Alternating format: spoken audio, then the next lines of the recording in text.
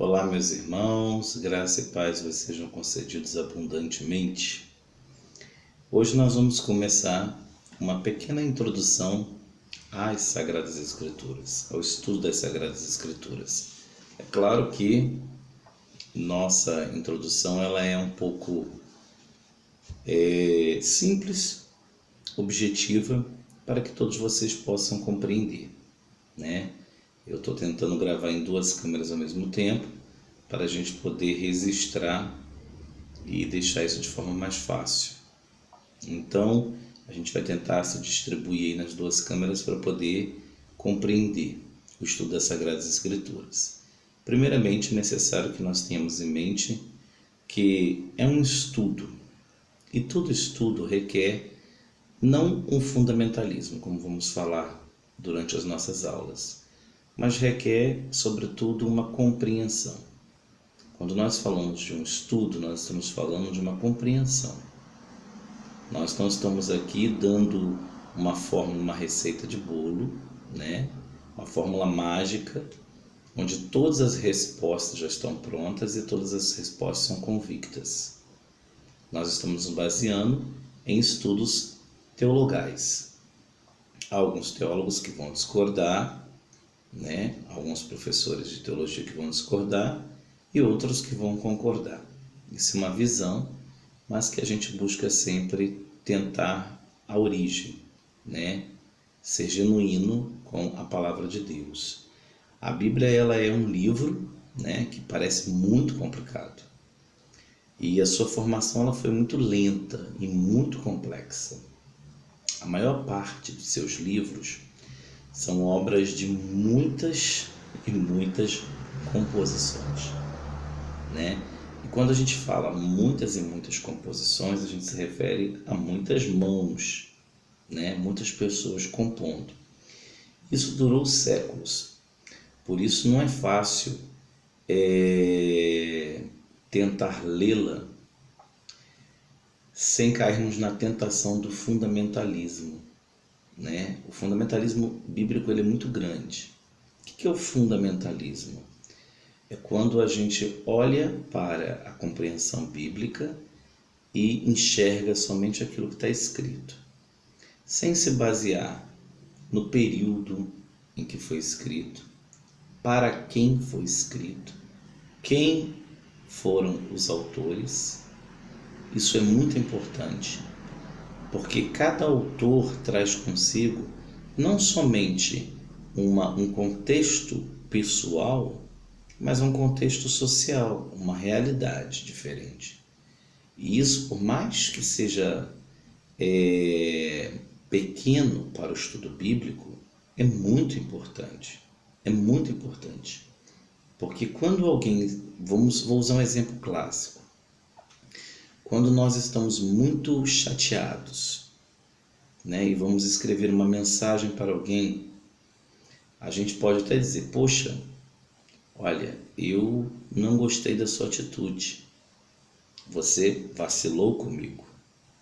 E mandamos a mensagem, né? Hoje com a tecnologia, a pessoa que leu a mensagem, ela pode ler da seguinte forma, poxa, olha, eu não gostei do que você fez, você vacilou comigo.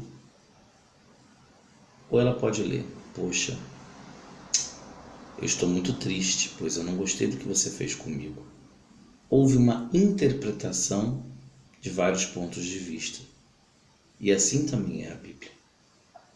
Acontecem algumas interpretações, e isso nós chamamos de fundamentalismo, que nós não podemos cair nessa tentação. Porque quando nós caímos na tentação do fundamentalismo, nós acabamos destruindo o verdadeiro sentido das Escrituras, né? Exatamente quando parece ser mais fiel à palavra de Deus, nós acabamos distorcendo. Isso é muito perigoso, né?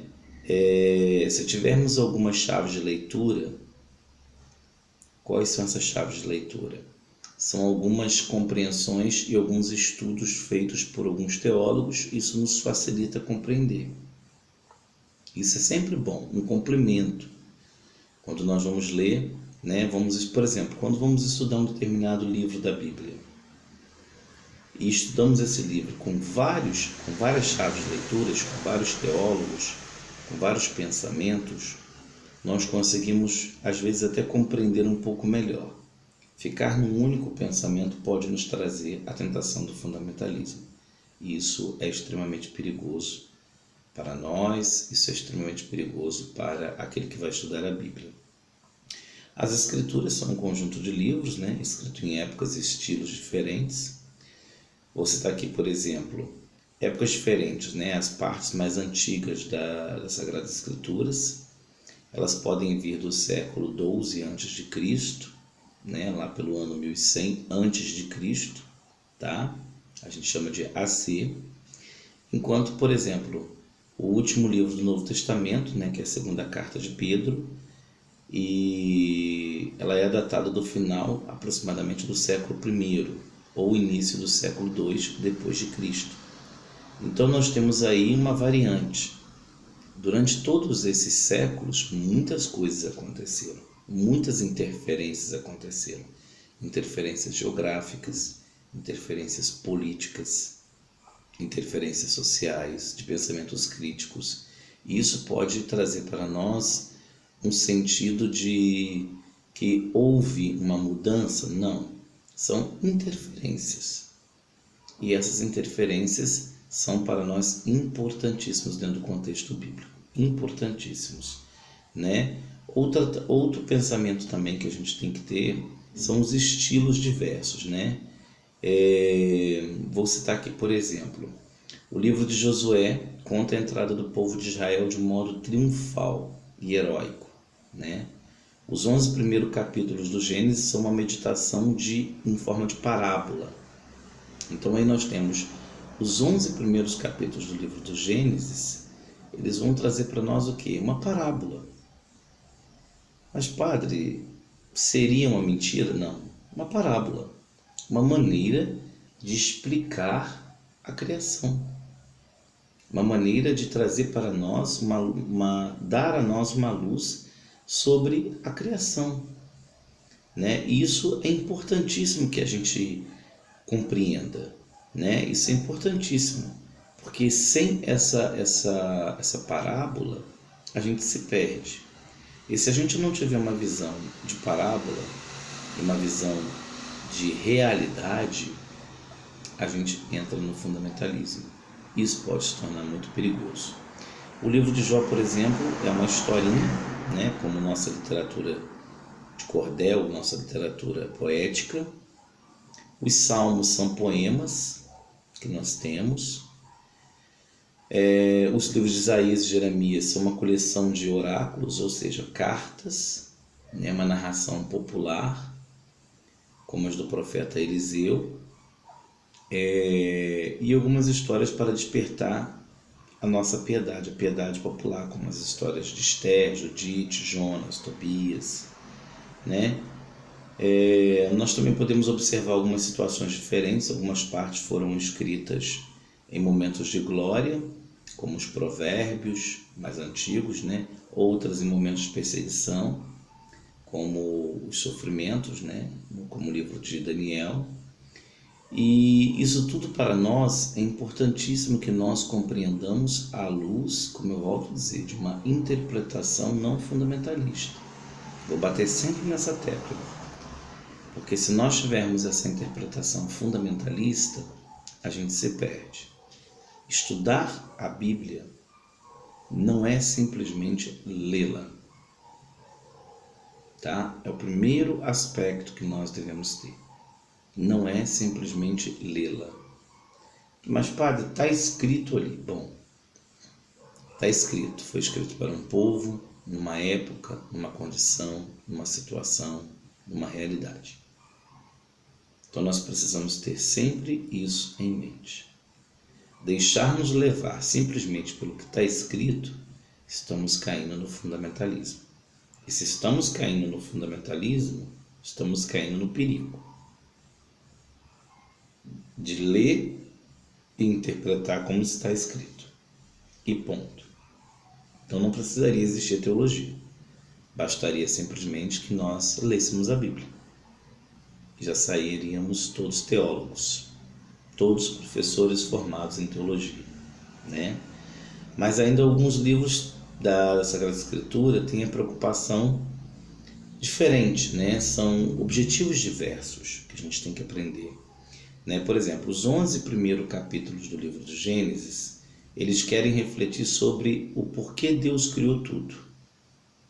Isso é interessante, né? Qual o papel do homem e por que o mundo é marcado pelo mal e pela morte.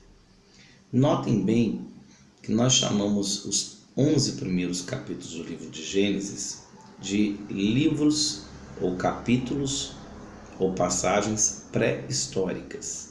Por que são pré-históricas?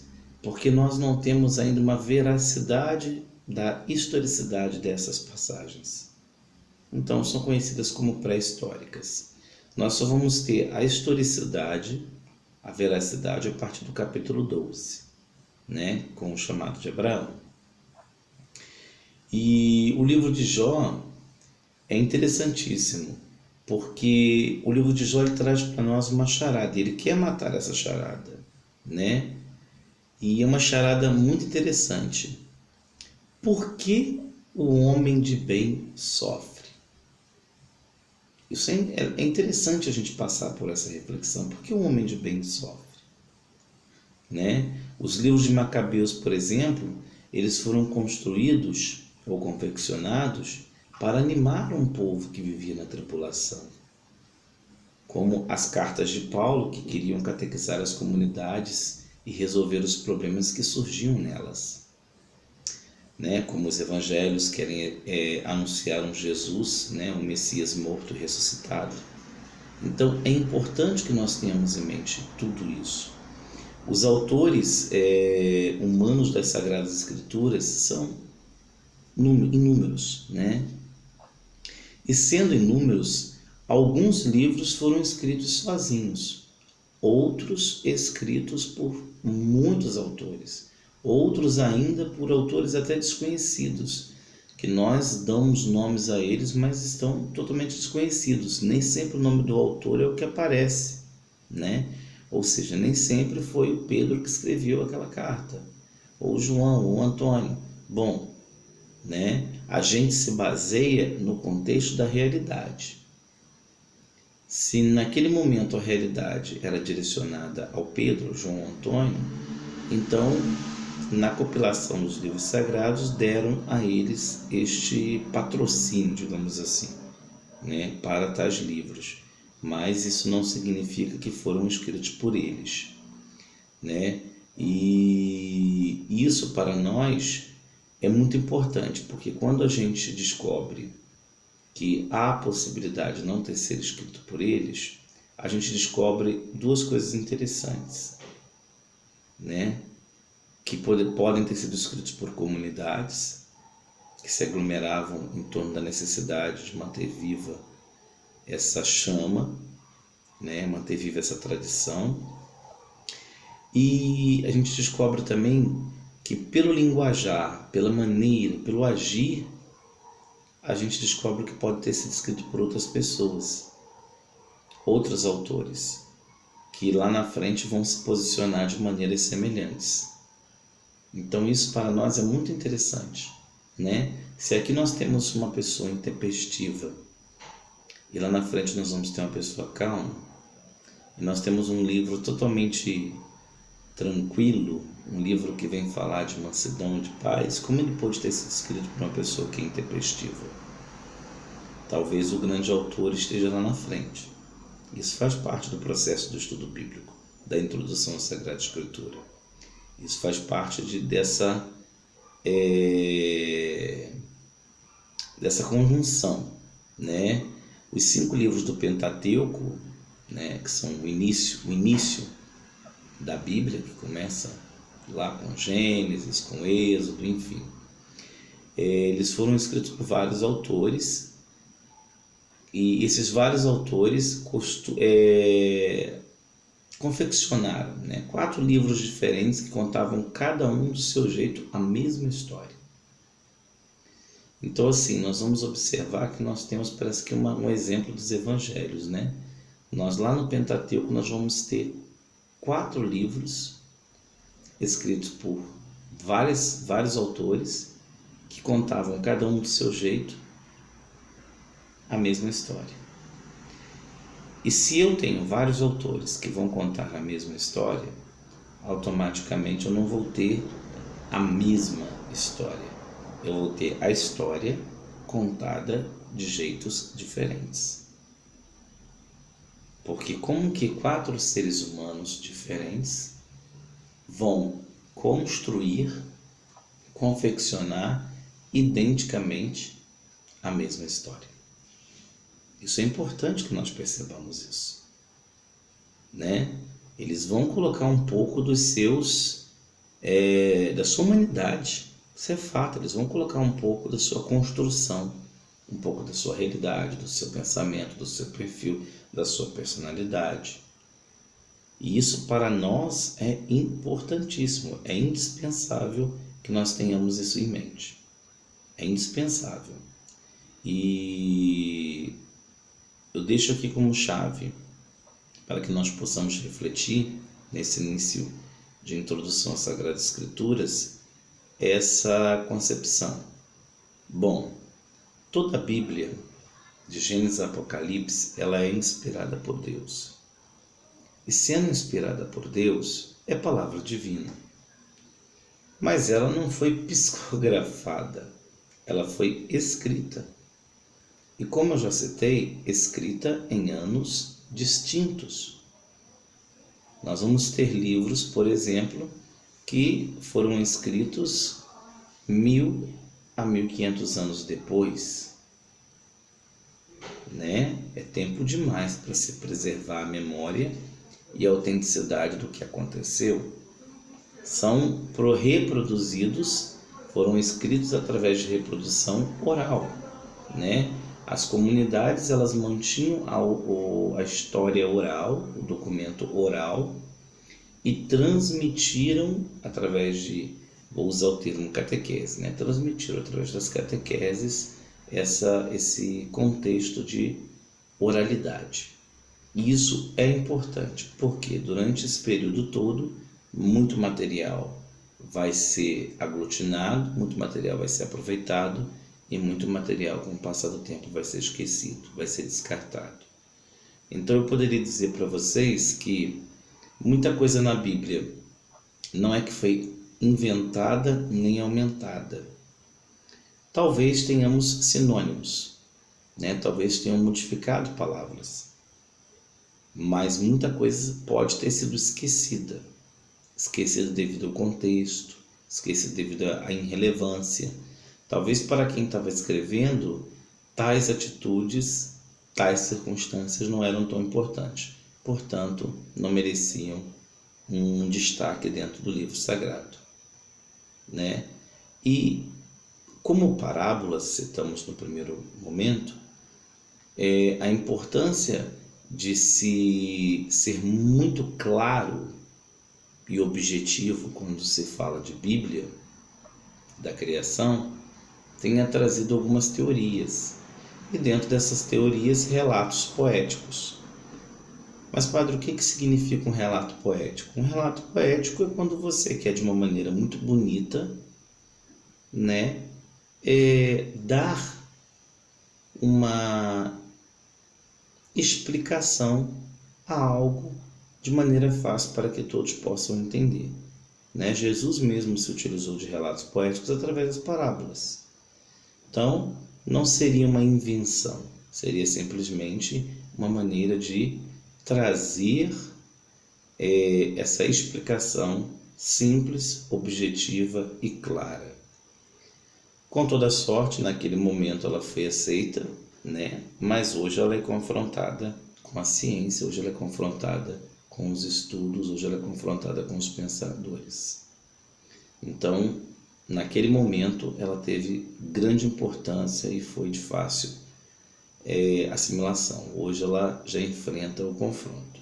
Mas se for inspirada por Deus, o confronto não vai ser difícil.